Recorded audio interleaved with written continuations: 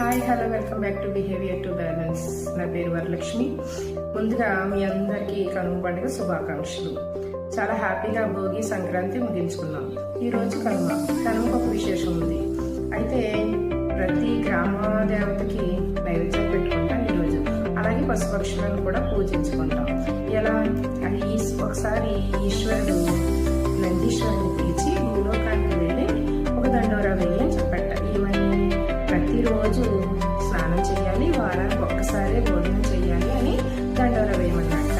అయితే నందీశ్వరుడు భూలోకానికి వచ్చి ఏమనేసట, ప్రతిరోజు భోజనం చేయాలి, వారానికి ఒక్కసారి మాత్రమే స్నానం చేయాలి అని చెప్పేసి దండోరా వేసట.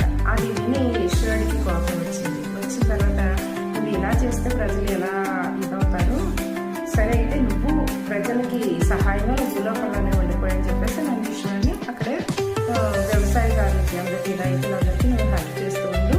నువ్వు పొలాలను దున్నితే వాళ్ళకి పంటలు బాగా పండుతాయి, వాళ్ళు జీవించి రోజు తినడానికి ఒక ఆదర్శంగా ఉంటుంది అని చెప్పేసి అన్నట్ట. అప్పటి నుంచి పశుపక్షులను పాడి పంట ఉంటుంది కాబట్టి పశువుల్ని పూజించడం ఆ రోజు ఆచారంగా వచ్చిందనమాట. ఇంకా పక్షులు గురించి చెప్పాలనుకుంటే ప్రతి ఇంటికి వరికంకులు వస్తాయి కదా. వరికంకుల్ని ఇంటికి ముందుగా పెడతాం, పిచ్చుకు తింటాయి అని చెప్పేసి. ఆ పిచ్చుకి వచ్చి తింటే మనకి సమృద్ధి పెరుగుతుంది అని పెద్దలు అంటారు. ఆ పిచ్చుకుని ఎంతైతే తింటే అంత మనకి బాగుంటుంది అనమాట. అయితే పక్షులు కూడా మన దేశానికి ఒక తెలియని ఒక సేవ చేస్తుందంటే అవి అనుకుంటానంట వాళ్ళ మూల స్థానం ఏంటి, చెట్లు.